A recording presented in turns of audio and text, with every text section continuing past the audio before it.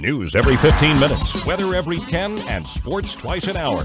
Newstalk, KGVO, AM 1290 and 101.5 FM. You're listening to Montana Morning with Peter Christian. A federal drug bust nets 11 pounds of methamphetamine, almost 100 weapons, and 8 people in custody. Good morning, everyone.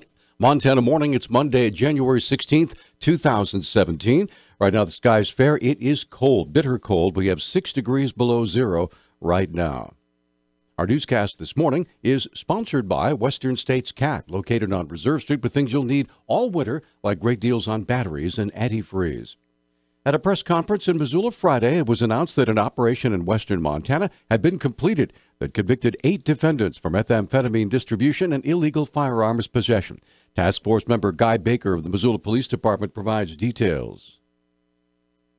The Montana Regional Violent Crime Task Force, which is a FBI Safe Streets Task Force here in Missoula that comprised of Missoula Police Department, Missoula County Sheriff's Department, Montana Department of Corrections, Montana Division of Criminal Investigation, the FBI, and Lewis and Clark County Sheriff's Department. Baker, referring to the photo on our website, said the weapons that were seized came from the arrests of multiple suspects. Those were weapons that were seized from multiple subjects during this investigation that were used in the trafficking of methamphetamine in and around Missoula. They included some assault rifles and a couple grenade launchers, 4 suppressors, and then 1 converted full auto machine gun. The operation involved conspiracies to distribute approximately 11 pounds of methamphetamine in Montana, orchestrated by Richard Stroh, Logan Weniger, Neil Maddox, Misty Beck, and others. Nearly all 8 defendants illegally possessed firearms, and all were sentenced to at least 51 months in federal prison.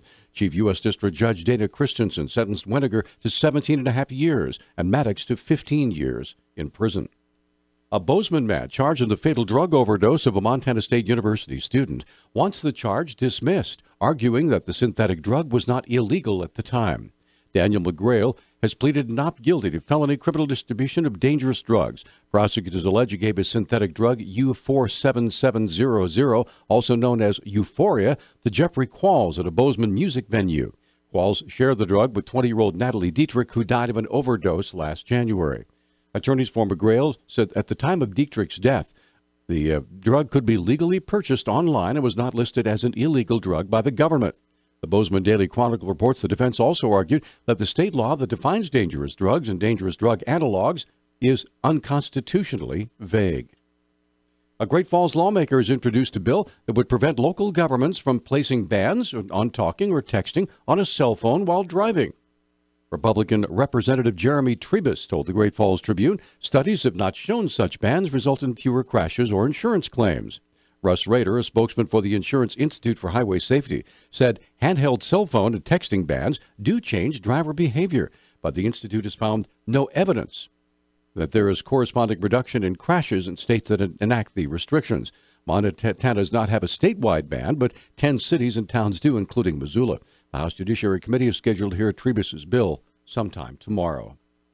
At about 2:25 last Friday morning, Missoula police got a call from a woman who had apparently barricaded herself in her bathroom after the father of her child tried to strangle her. According to Police Public Information Officer Travis Welsh, the suspect was quickly located. 2 officers arrived at the scene and were met by a male coming out of the residence. The officers engaged the male. They asked him to show him his hands, and rather than do so, he threw the keys at one of the officers and then resisted as they attempted to place him in handcuffs. He was pulling away from the officers.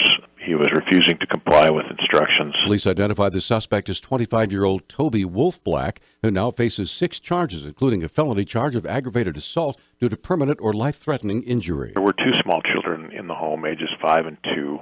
The victim had suffered what appeared to be minor injuries to her head, neck, and shoulders, the front of her chest, consisting of red marks and shallow scratches.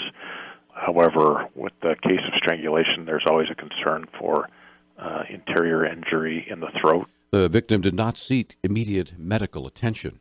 According to testimony by Montana Department of Transportation Director Mike Tooley before the Senate Highways and Transportation Committee recently, Senate Republican leaders said the MDT and Governor Bullock knew there was a serious budget shortfall, quote, before it became a crisis, end quote.